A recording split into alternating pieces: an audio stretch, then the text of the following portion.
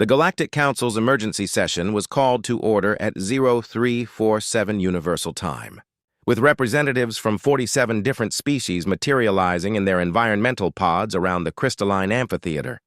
Ambassador Zix-9 of the Thermal Regulation Coalition had transmitted a code-red biological anomaly report just hours earlier, and the implications were staggering enough to wake the Council from their synchronized hibernation cycles. Beings, Zix-9's translator crackled through the chamber's atmospheric processors. We have witnessed what can only be described as the most disturbing act of species-wide self-destruction in recorded galactic history. The humans of Earth-3 have developed a substance so dangerously cold that mere contact should result in immediate cellular death, yet they voluntarily consume it in vast quantities.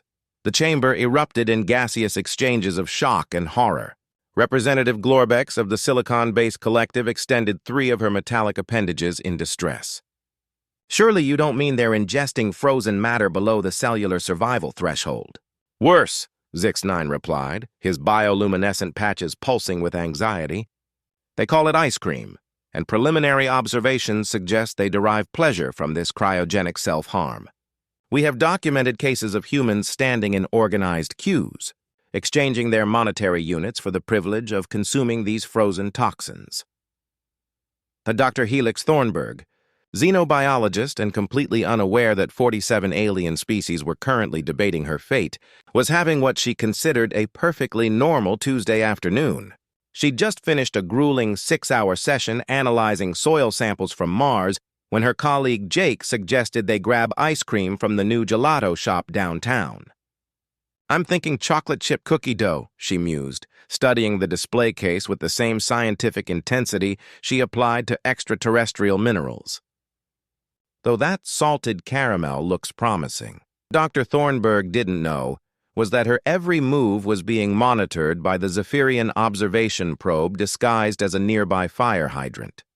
The probe's sensors registered her core body temperature at a stable 98.6 degrees Fahrenheit, while simultaneously detecting the ice cream's temperature at a seemingly lethal 10 degrees Fahrenheit.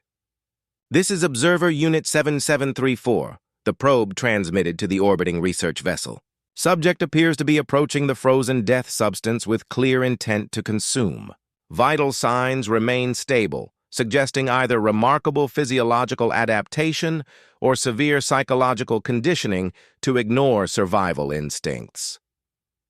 Back in the Galactic Council chamber, the debate had reached fever pitch. The crystalline hive mind insisted on immediate intervention, while the gaseous collective argued for continued observation.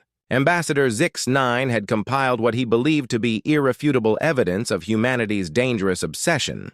Consider these facts, he announced, his voice carrying across species barriers through quantum translation. Humans have developed over 1,000 varieties of this frozen substance. They have constructed specialized storage units in their dwellings specifically to maintain its lethally cold temperature. They have established commercial enterprises dedicated solely to its production and distribution. Most disturbing of all, they introduce this substance to their offspring at the youngest possible age, perpetuating this cycle of cryogenic abuse across generations. Senator Quill 8 of the Feathered Confederacy ruffled her iridescent plumage nervously. But surely their medical professionals would intervene if this were truly harmful. That's the most troubling aspect, Zix-9 continued. Their medical community not only fails to prevent this behavior, but actually participates in it. We have documented evidence of human doctors consuming ice cream in their medical facilities, sometimes while treating patients for what they call brain freeze, a condition clearly resulting from cryogenic neural damage. Dr. Thornberg was experiencing the very phenomenon that had the aliens in such distress. She'd ordered a double scoop of Rocky Road and was savoring each spoonful while walking through the park, completely oblivious to the 3 different alien observation units tracking her movement. The Zephyrian probe continued its commentary. Subject has now consumed approximately 127 grams of the frozen substance. Remarkably, instead of cellular breakdown, she appears to be exhibiting signs of satisfaction. Her facial muscles have contracted into what humans call a smile, and her brain activity suggests pleasure rather than distress. This species' adaptation to self-inflicted cryogenic exposure defies all known biological principles. The emergency session had been going on for 6 hours when Dr. Valora Synth, the Council's leading xenobiology expert, requested permission to speak. Her translucent blue form shimmered as she rose to address the assembly. "Esteemed colleagues," she began, "I've been analyzing the thermal data from our observation units, and I believe we may have misunderstood the human digestive system. While the substance they call ice cream is indeed frozen, humans possess internal temperatures significantly higher than most species represented here. What appears to be lethally cold to us may simply be refreshing to them." The chamber fell silent. Ambassador Zix-9's patches dimmed considerably. Dr. Synth continued, "Furthermore, their oral cavities and digestive tracts appear specifically adapted to handle temperature variations. The brain freeze phenomenon isn't neural damage. It's a temporary vascular response that resolves within seconds. What we interpreted as mass self-harm may simply be recreational consumption." As if to prove her point, Dr. Thornberg finished her ice cream cone and immediately purchased another one, this time sharing it with a small human child who giggled with delight at each lick. The observer unit's final transmission was resigned. Subject has now introduced a juvenile to the cryogenic substance.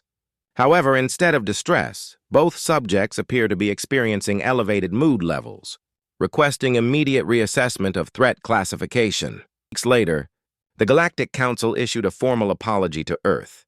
Through the usual channels, crop circles, and unexplained radio signals, though the message was largely misinterpreted by human scientists as background cosmic radiation.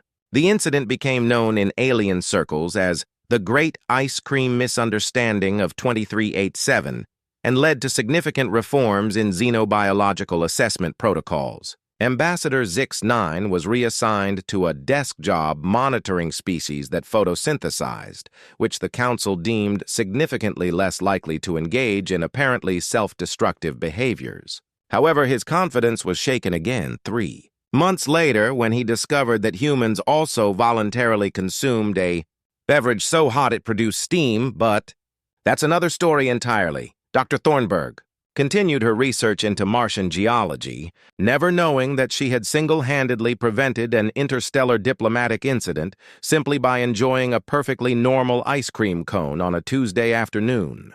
The gelato shop, meanwhile, reported record sales that month, though they attributed it to their new salted caramel flavor rather than increased surveillance by invisible alien probes. The only lasting change was a small note added to Earth's file in the Galactic Registry. Humans possess unusual thermal adaptation capabilities. Ice cream consumption is normal recreational behavior, not cryogenic self-harm. Do not intervene unless they start eating liquid nitrogen.